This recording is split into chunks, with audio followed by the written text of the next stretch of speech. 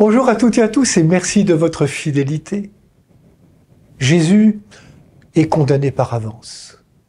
Quoi qu'il dise, quoi qu'il fasse, il y a pour ses détracteurs un soupçon d'imposture. Alors tous les moyens sont bons. Et pour éviter un vrai débat, on taxe Jésus d'être la main de Belzéboul, le chef des démons.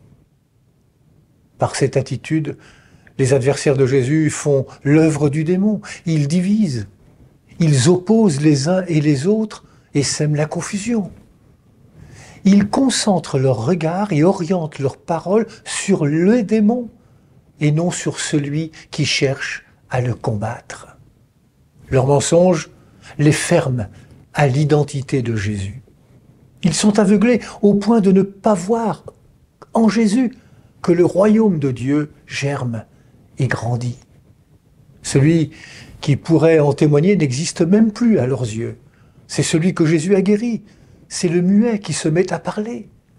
Celui que son mal excluait et qui, grâce à Jésus, a retrouvé une place dans la société. Oui, Jésus est venu rassembler, unifier et guérir. Il ne se laisse pas voler sa liberté. Dans le débat qu'il oppose à ses détracteurs, Jésus reste lui-même, reste fidèle, refuse de se laisser dicter sa vie. Jésus refuse absolument de se situer sur le terrain du merveilleux, du miraculeux, à la demande.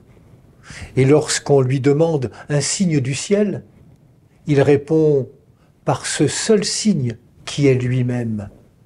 Il est lui-même le signe.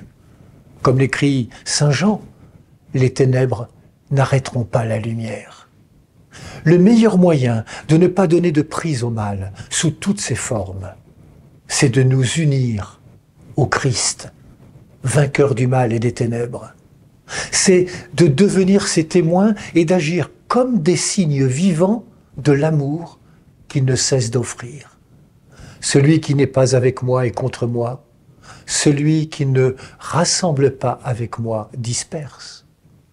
Seigneur, tu sais que notre cœur est un royaume souvent divisé par des désirs contraires qui nous conduisent à notre perte. Ne nous laisse pas nous enfermer dans notre orgueil. Ouvre-nous à ton Esprit Saint, seul capable de vaincre en nous les blocages de toutes sortes, causes de nos divisions, de nos exclusions, de nos manques d'amour. Donne-nous de rester avec toi, de rassembler avec toi, autour de toi. Bonne marche vers Pâques à toutes et à tous, prenez bien soin de vous et des autres.